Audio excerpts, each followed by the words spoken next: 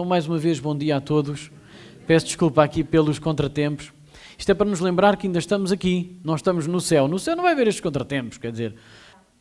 Então peço a todos que possam abrir as vossas Bíblias em 1 Tessalonicenses, no capítulo 3, e nós vamos ler o nosso texto do versículo 1 ao 10 e vamos extrair aqui o nosso tempo de reflexão nas Escrituras.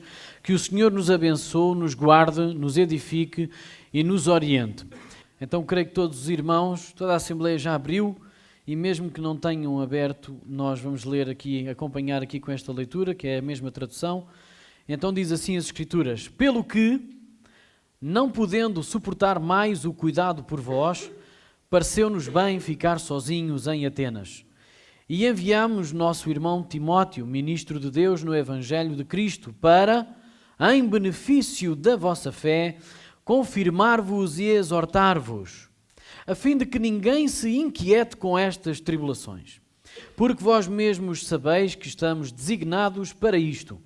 Pois quando ainda estávamos convosco, predissemos que íamos ser afligidos, o que de fato aconteceu e é do vosso conhecimento. Foi por isso que, já não me sendo possível continuar esperando, mandei indagar o estado da vossa fé, temendo que o tentador vos provasse e se tornasse inútil o nosso labor.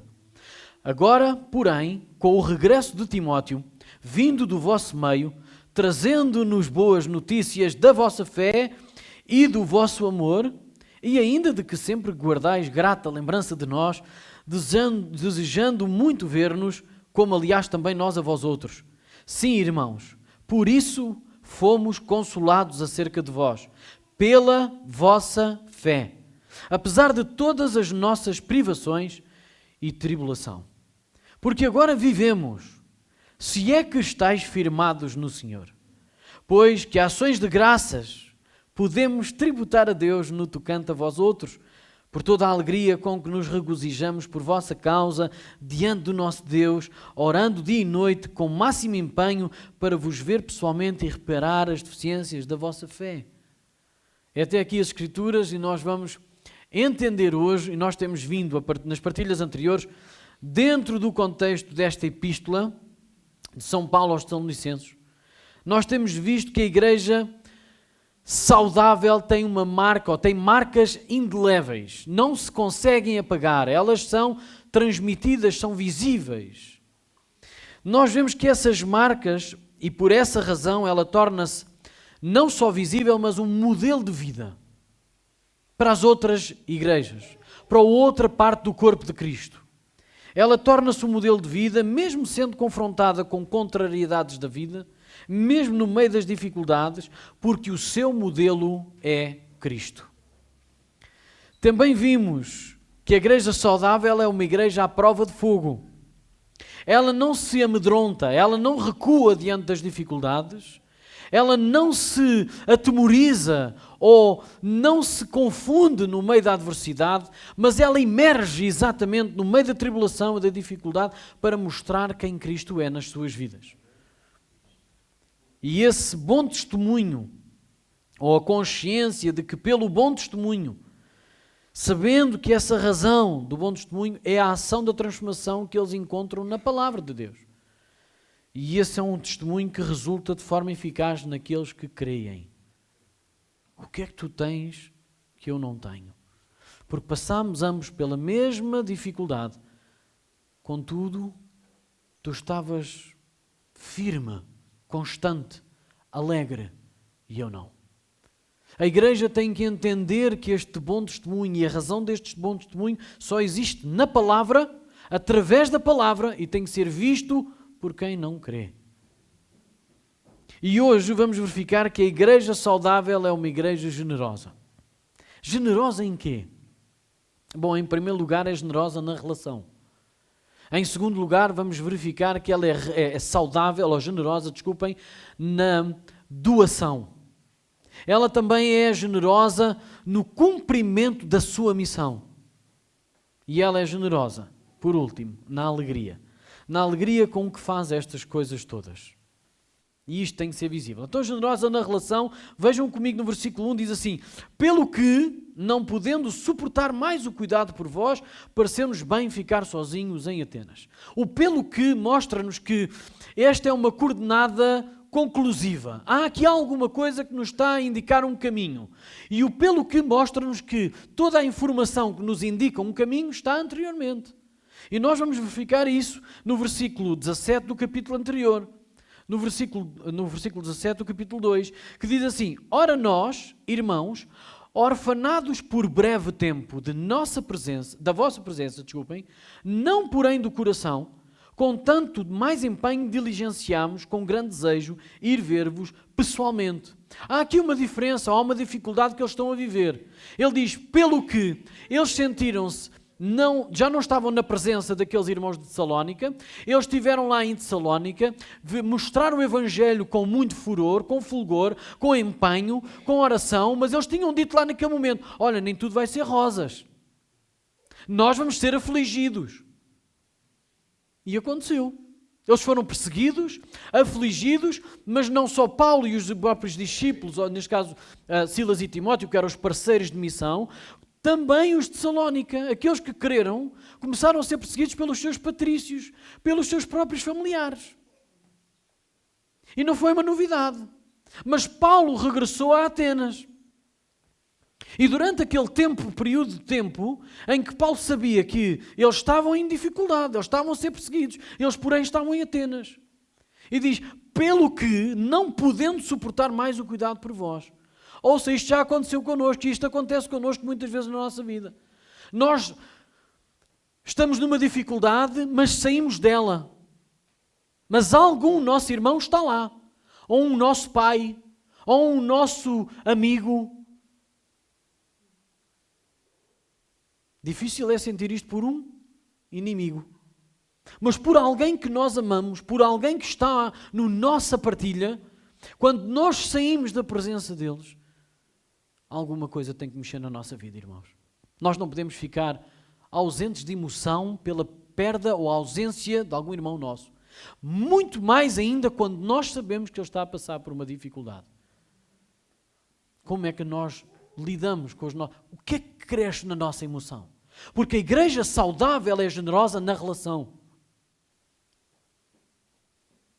Ela não depende da relação entre pares, mas ela mexe-se, emociona-se pela relação interpares, entre pares. Como é que nós estamos a viver com a ausência dos nossos irmãos que não estão aqui hoje? Sistematicamente, quando eles não aparecem na nossa congregação. Como é que nós lidamos com a ausência dos nossos familiares aqui, onde nós partilhamos as Escrituras, onde nós partilhamos esta comunhão, esta bênção? Porque vocês não cabem todos na minha sala. Então por isso é que nós nos encontramos aqui hoje. Porque aqui há espaço para nós todos. E ainda convidarmos mais. Mas como é que eu fico quando eu sei que alguém que pertence a nós, no corpo de Cristo, que nós conhecemos, como é que nós sofremos essa ausência? Como é que está a nossa igreja em relação a isso? A pergunta não é só a nossa igreja numa forma geral, é como é que tu estás em relação a isso? Como é que tu sofres essa ausência? É assim? Ou mexe com as tuas entranhas? Paulo diz o seguinte, pelo que não podendo suportar mais. Sabe o que isso quer dizer? Paulo sistematicamente em Atenas não estava nas praias de Atenas. Ele não estava nas praias gregas a beber ali umas caipirinhas ou o que quer que seja que na altura se dava ali. Não! Ele estava a sofrer pelos irmãos em Tessalónica. Porque eles tinham saído exatamente por pedido dos tessalonicenses. Saiam daqui antes que vocês morram. E eles chegaram a Bereia. E tiveram a mesma situação. Tiveram que ser levados para fora. E eles então chegaram a Atenas. E Paulo, quando estava a Atenas, diz... Houve ali um momento em que ele disse, eu não consigo suportar mais a ausência das notícias dos meus irmãos, que eles ficaram em Tessalónica. A igreja saudável não se deixa ficar ausente ou inerte com a ausência dos nossos irmãos. Ela sofre pela ausência das pessoas que não estão aqui hoje. Eu ainda ontem me encontrei aqui no Livramento com pessoas que estavam regularmente no nosso espaço, na nossa comunhão, e que não aparecem de forma regular. Claro que na abordagem nós queremos ser o mais simpático possíveis, porque ao invés de afastar, nós queremos o quê? Congregar, nós queremos trazer as pessoas para nós. Mas é uma dificuldade não mostrar isso, a dificuldade de não mostrar que estamos a sofrer pela ausência deles. E é preciso inteligência emocional para mostrar que estamos com vontade de os receber, ao invés de mostrar que estás a fazer mal por não estar connosco. Ai, o Senhor! Paulo não estava a dizer isso assim. Ele diz, eu não podendo suportar mais a ausência das notícias dos meus irmãos. Pareceu-nos bem ficar sozinhos em Atenas. Sabe o que é que isto quer dizer? Ele disse que ficámos orfanados da vossa presença. Será que nós nos sentimos orfanados pela presença das pessoas que não estão aqui connosco regularmente? Nós sentimos-nos mesmo em falta? Há um pedaço de nós que não está connosco? Alguma coisa não está bem? Sentimos-nos orfanados? Sabe que a Bíblia em português diz orfanados. Eu gosto desta tradução. As traduções mais recentes já não falam assim. Diz, senti muito a vossa falta. Mas para mim é diferente. É sentir alguém que faz parte de nós, que saiu de nós. E nós não podemos estar com ele. A igreja saudável deve desenvolver este tipo de relação entre pares. Eu senti a tua falta. E sabe, não é só no meio. É na comunhão. Sabe onde é que nós temos mais comunhão? É no serviço. É no serviço. É quando nós nos servimos uns aos outros. Não é só à mesa, irmãos. Sabe, porque às mesas nós escolhemos as pessoas com quem nós estamos. À mesa nós escolhemos até o assunto que nós vamos falar. Mas no serviço nós temos que lidar com as nossas dificuldades uns com os outros. No serviço nós lidamos com aquilo que não gostamos uns dos outros. No serviço nós falamos uns com os outros de forma que nós não gostamos de lidar assim. É como na casa, na nossa família. Não gostei daquilo que tu me disseste. Só que dentro da igreja nós temos a dificuldade de desenvolver este tipo de relação. É mais fácil nós virarmos as costas. Sim ou não? Dentro da comunhão da igreja, até mesmo dentro de casa, irmãos. Às vezes quando os filhos não ouvem à primeira, à segunda, à terceira, até os pais muitas vezes fazem o quê? Decidem virar as costas, decidem, não, eu vou ignorar agora por um tempo. Mas sabe porquê que isso acontece com os pais e os filhos? Porque eles sentem-se orfanados, esgotados. Esgotados. Será que eu me sinto assim? Ou eu estou na ausência de emoção? Sabe, se isso acontecer é porque nós não estamos a desenvolver a relação que Paulo desenvolveu pelo Espírito Santo, pelos crentes. Que ele se sentia responsável. O crente deve desenvolver no Espírito Santo a generosidade do sentimento de pertença. Eles pertencem a nós. As pessoas que não estão regularmente connosco pertencem ao nosso corpo. Será que eu me sinto assim ou não? Nós temos que desenvolver isto. E Paulo mostra que ele já não se imaginava mais apenas como um ser individual, com características parecidas com Cristo. Mas ele vivia com a consciência de que ele pertencia ao corpo de Cristo, que é a igreja.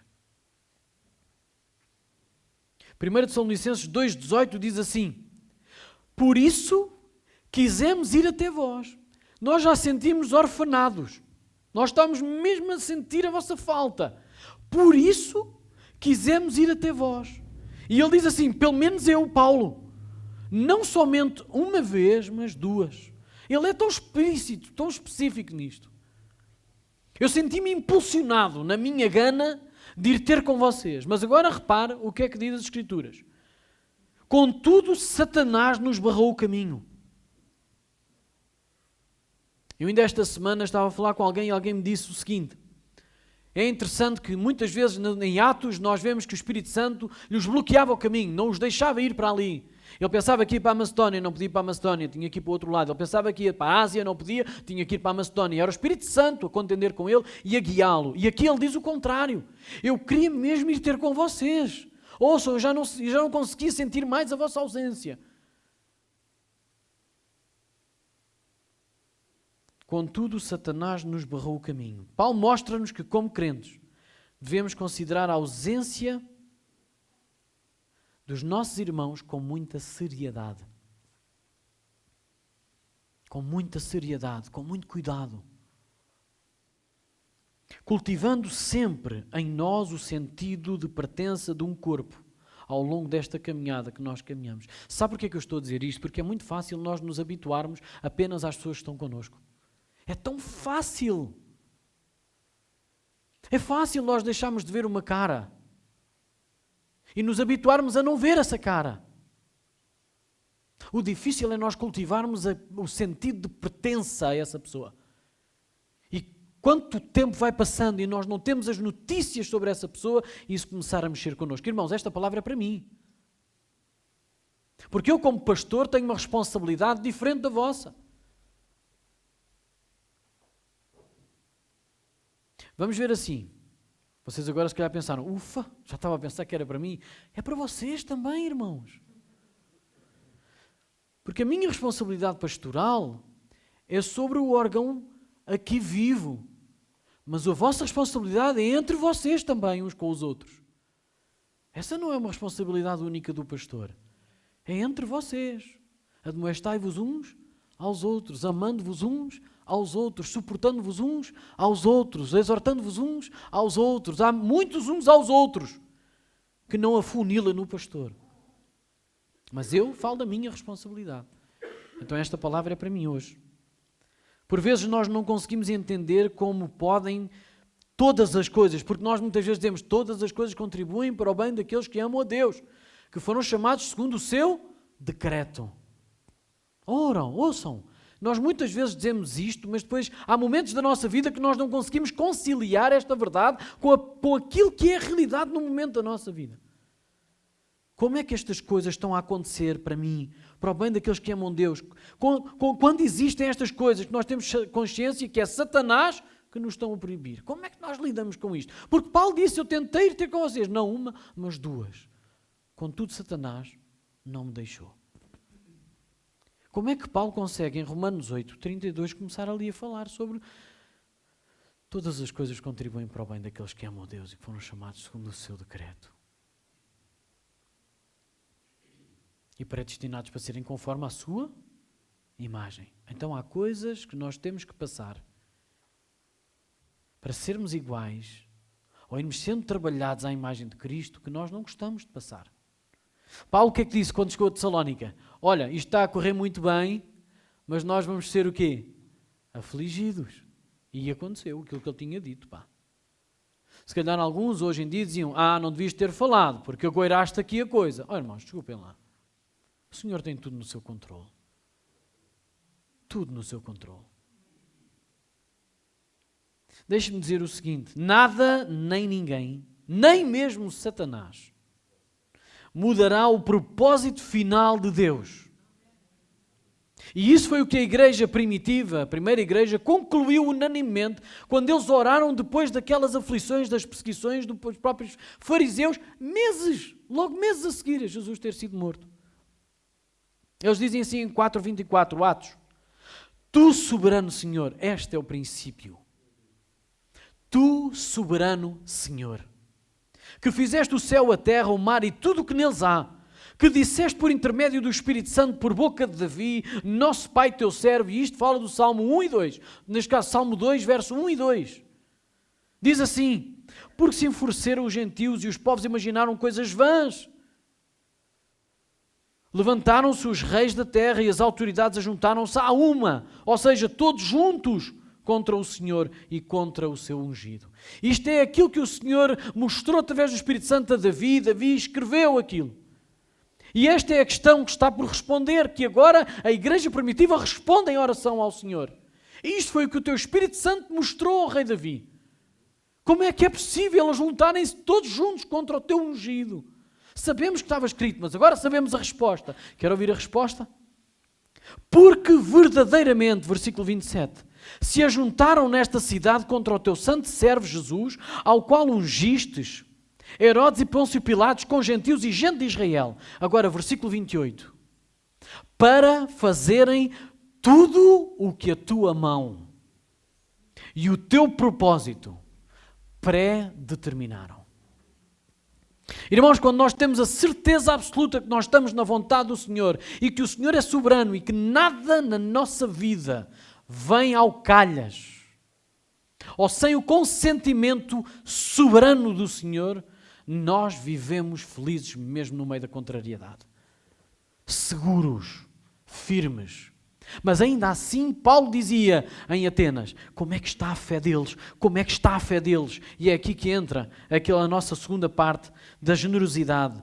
Como é que esta igreja generosa, a saudável, que ela é generosa em quê? Na doação. Porque Paulo não verificou apenas o problema, Paulo não viu apenas o problema, não pensou no problema, não começou a multiplicar o problema pelos outros irmãos, e vamos orar, e vamos orar, e vamos orar, e vamos orar, e ele disse, vamos agir. Está na hora de agir. Está na hora de agir. Se Satanás me vai bloquear, então eu vou doar aquilo que eu tenho de mais precioso para mim. Porque é assim que a gente serve o Senhor. É com aquilo que nós temos de melhor. É isso que nós doamos. A igreja saudável é generosa na doação. Não dá das suas sobras. Dá do que tem de melhor. Querem ver o que é que eles doaram nesta missão? Quer ver quem é que eles enviaram para a boca do lobo? Para o meio da perseguição, para o meio da dificuldade, para o meio da tribulação? Quer ler comigo? 1 Timóteo 1:2. Ele diz assim, a Timóteo, verdadeiro filho na fé, graça, misericórdia e paz da parte de Deus, Pai de Cristo Jesus, nosso Senhor. O que é que Timóteo era para Paulo? Era como na hora da dificuldade, na hora de enviar um guerreiro para a guerra, quem é que Paulo enviou? Aquele que era mais precioso para ele naquele grupo missionário. O que é que nós aprendemos com isto, irmãos? A igreja saudável não dá das sobras. A igreja saudável dá o que tem de melhor. Dá o que é mais precioso para si. Onde é que Paulo entendeu ou conheceu esta generosidade? Com quem é que ele aprendeu? Porque Deus amou o mundo de tal maneira que deu o seu Filho unigênito para que todo aquele que nele crê não pereça, mas tenha a vida eterna. Por quando Deus enviou o seu Filho ao mundo, não para que julgasse o mundo, mas para que o mundo fosse salvo por ele.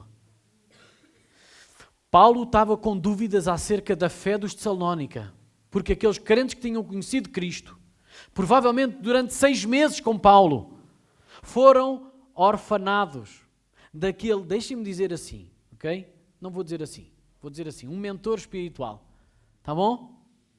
Um guia, um pastor, aquele que esteve ao seu lado durante mais ou menos entre 3 a 6 meses, nós não temos a certeza absoluta de quanto tempo, mas durante 3 a 6 meses a ligação foi tão forte, oh, irmãos, pensem nisto, durante 3 a 6 meses a ligação foi tão forte que eles se sentiram orfanados da presença deles, e quando eles não aguentaram mais, por causa do sentimento que foi crescendo, da dificuldade de quererem saber notícias e não saberem, eles estavam a desenvolver um sentimento que nós temos que desenvolver uns pelos outros. Eles disseram, bom, vamos enviar aquele que menos falta nos faz. Vamos enviar aquele que nós não gostamos tanto assim. Que se ele lá levar pancadas e ficar por lá, olha, até nos fizeram o quê? Um favor. Não, Paulo disse, não, a igreja de Deus é generosa na doação, então dá o que tem de melhor. Isto prova também a nossa fé. Nós não doamos daquilo que nos sobra, nós doamos aquilo que nós somos. E nós não somos sobras, irmãos. Deus não pede 10% da nossa vida, nós pertencemos integralmente a Deus. Tudo o que nós somos, tudo o que nós temos, pertence a Deus. E agora reparem no seguinte, esta generosidade ele aprendeu com o próprio Cristo, com o próprio Deus. E a Igreja de Cristo deve reconhecer que quando quer investir no campo missionário, e ouçam, o nosso campo missionário é por vezes ou todos os dias é a nossa casa. Começa por aí. Será que eu estou a dar o melhor à minha casa, à minha família, aos meus filhos, à minha mulher? Eu estou a dar o melhor de mim? Ou eu estou a dar as sobras? Irmãos, esta é a pergunta que nós temos que fazer a nós hoje. O que é que eu estou a dar no meu trabalho? É apenas as minhas sobras? Eu fico até às 3 da manhã a ver séries e depois às 8 da manhã tenho que ir para o trabalho, mas estou com uma cabeça que não pensa em nada, que não consegue discernir nada, não consegue sequer ouvir hoje estás mal disposto. O que é que foi? Não, a sério, irmãos, isto é para nós lidarmos nisto constantemente. Será que eu estou a dar o melhor a Deus em tudo o que eu faço? E quando eu saio do trabalho, ainda estou com capacidade para dar o meu melhor de quem eu sou à minha casa, à minha família?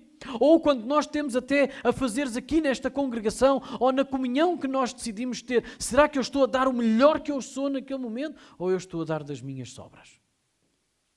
Se a resposta é estou a dar das minhas sobras, nós não estamos a ser bons mordomos do nosso tempo e das nossas capacidades, da nossa energia, da nossa vida.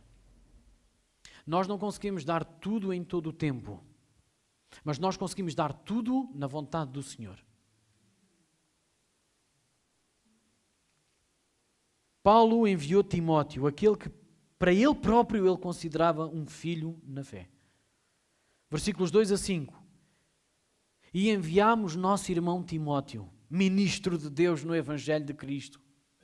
Agora ouçam, o benefício não era para Timóteo nem era para eles, para benefício da vossa fé. Aqui o sentido destes 3 versículos, 2 a 5, o 2, 3, 4 e 5, são 4 versículos. O sentido é, nós estamos tão preocupados com a vossa fé, que pusemos a vida de Timóteo em xeque. Porque a vossa fé para nós era o mais precioso. Será que nós pensamos assim uns dos outros? Isto era tão bom nós conseguirmos ter este sentimento. Irmãos, nós temos que estimular-nos a este sentimento. Diz, em benefício da vossa fé, confirmar-vos e exortar-vos, a fim de que ninguém se inquiete. Esta palavra inquieta aqui, a King James Version, que é em inglês, a tradução do Rei Tiago, diz aqui uma palavra muito interessante, para que ninguém se mova no meio destas tribulações, seja retirado do caminho durante estas tribulações. É muito interessante, não é só o inquietar de ficar ansioso, é de ser retirado do caminho da fé. Porque vós mesmos sabeis que estamos designados para isto. Ouçam, vocês ouviram o que é que Paulo disse aos Tessalonicenses quando ele lhes pregou o Evangelho? Nós somos destinados para tribulações, para ter aflições, para ter dificuldades. Sabe porquê? Porque a nossa fé é trabalhada no meio da dificuldade. A nossa fé, ela exulta no meio da dificuldade. Ela cresce, ela fortalece, ela firma-se no meio das dificuldades. E no versículo 4 diz, pois quando ainda estávamos convosco, predissemos que íamos ser afligidos. O que de facto aconteceu. E é do vosso conhecimento. Vocês viram o que nós sofremos no vosso meio. Não foi por acaso que nós dissemos aquilo. Foi por isso que, já não me sendo possível continuar esperando, mandei indagar o estado da vossa fé. A generosidade de Paulo foi para fazer o quê? Que é aí onde nós chegamos, a generosidade no cumprimento da missão. Qual é o momento que nós entendemos que não vou dar mais, chega? A igreja saudável não diz chega, não desiste. A igreja saudável é generosa no cumprimento da missão que tem. E Paulo sabia muito bem a missão que era da igreja. Paulo não descansou em apenas fazer uma missão pessoal. E muito menos perdeu o foco do resultado da missão para a qual ele foi chamado. E que no fundo, irmãos, é a nossa chamada. Pregar o Evangelho a todas as pessoas, para que eles sejam retirados das trevas e sejam colocados na luz. Versículos 6 a 8 diz o seguinte, agora, porém, com o regresso de Timóteo vindo do vosso meio, trazendo-nos boas notícias da vossa fé, irmãos, imaginem, como é que Paulo recebeu aquelas notícias? Uau, era isto mesmo que a gente queria ouvir. Era isto mesmo que a gente queria ouvir. Nós estávamos tão preocupados como vocês estavam, o estado da vossa fé. Pensámos que no meio das tribulações, vocês, apesar daqueles 3 a 6 meses, que estivessem todos animados e estivessem connosco, mas depois que, ao longo do tempo, a vossa fé fosse ficando cada vez mais afastadinha, mais apagadinha. Mas agora que nos trouxeram as boas notícias e nós percebemos que a vossa fé está no lugar e o vosso amor, e ainda de que sempre guardais grata lembrança de nós, desejando muito ver-nos, como aliás também nós a vós outros. Sim, irmãos, por isso fomos consolados de vós pela vossa fé. Paulo não estava tão preocupado, ele não perguntou se a vossa vida agora está cool, as dificuldades desapareceram, então já está tudo direitinho. Paulo ficou feliz porque a fé dele estava intacta, estava em processo, estava em progresso. Isso é que era importante para Paulo. E agora, quais foram estas boas notícias? A fé deles. Paulo não estava a valorizar as facilidades da vida cristã acima da qualidade da fé que se tinha apurado no meio das dificuldades. A primeira boa notícia que eles receberam, sabe qual foi? Foi Timóteo ter chegado ao pé deles outra vez. Esta foi a primeira boa notícia que eles receberam. Senhor, tu guardaste o teu servo. Obrigado, Senhor. A segunda boa notícia foi, então e como é que tu viste? Como é que eles estavam? E eles disseram, pai, eles estão com uma fé. Nada os abala. Nem mesmo aquelas chicoteadas, nem mesmo aqueles afrontas, nem mesmo eles terem sido despejados daquele lugar. Nada mudou a sua fé. Extraordinário. Bem, olha, e não sabem, eles estão com amor por essa malta. Um bom amor abnegado. Ouçam, é um amor porque querem transportar a palavra do Senhor. Então, aqueles que lhes fazem mal, eles abençoam. Este é o amor que está ali escrito, porque nós vimos isso no capítulo 1. O amor deles foi abnegado. Foi um amor esforçado. Não é forçado, foi esforçado. Foi trabalhado. Foi dizer, Senhor, eu quero amá-los como tu os amas. Não como eu acho que tenho que amar porque eles me estão a fazer mal, porque senão então aqui é pancada atrás de pancada. Que é assim que nós respondemos também na nossa carne. Mas aquilo que Timóteo viu e trouxe notícias foi, olha, a fé deles está mesmo no auge. E sabem como é que nós vemos isso? É porque eles amam quem lhes trata mal. Eles abençoam quem lhes está a maldizer. Eles oram por quem os maltrata. Eles estão a dar a outra face. Bom, aquilo está mesmo a bombar lá em Tessalónica. Essas são as boas notícias que Paulo queria ouvir. E Paulo referencia isso, sabe? Porque o cumprimento da missão deles era a fé deles ter sido estabelecida. Estar forte, firmada. Agora repara o que é que Paulo diz no versículo 8. Porque a igreja saudável, ela é generosa no cumprimento da missão. E não tem uma missão própria. A igreja tal tem uma missão diferente e tal. A nossa missão, irmãos, é comum a todas as igrejas. É pregar o Evangelho a todas as pessoas. Àqueles que nós, deixem-me dizer assim, àqueles que nós consideramos amáveis, mas é também àqueles que nós consideramos que não são amáveis. Nós temos que pregar a toda a criatura. E agora repara o que é que Paulo diz. Porque agora vivemos. Versículo 8. Será que nós sentimos assim também? Porque agora eu sinto-me vivo, sinto-me satisfeito, sinto-me completo, cumpri a missão. Se é que estáis firmes, estáis firmados no Senhor. Então o que é que Paulo está a dizer? Assim, quando eu vejo que vocês estão firmes, então eu sinto-me vivo. Eu sinto-me útil, eu sinto que o meu tempo está a ser bem utilizado.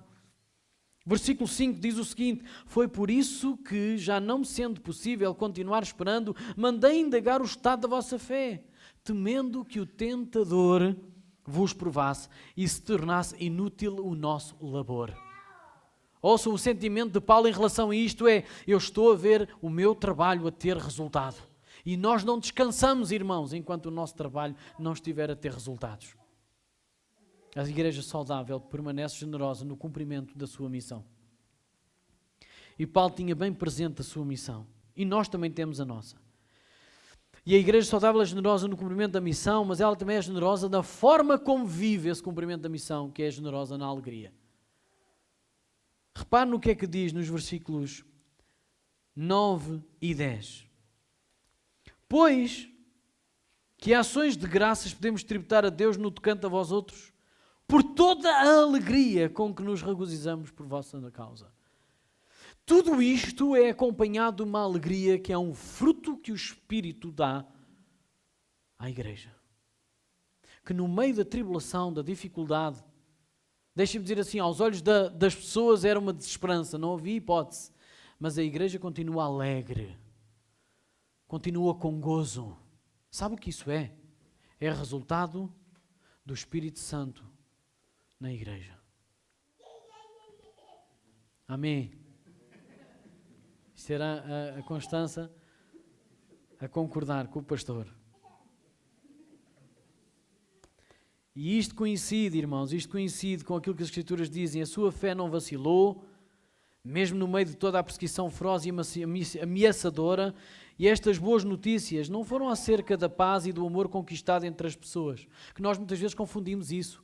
O resultado do Evangelho não é meter toda a gente na mesma casa, tudo a rir, tudo de espetáculo, tudo com grande amor, e estabeleceu-se aqui a paz no mundo. Isso não é o Evangelho. O próprio Jesus diz, eu não vos trouxe paz. Eu trouxe o quê? Espada. Porque a minha palavra vai dividir entre filhos e pais e filhos, irmãos. Agora, quando isso acontece, glória a Deus. Quando é a família toda a ficar no fé, é espetáculo.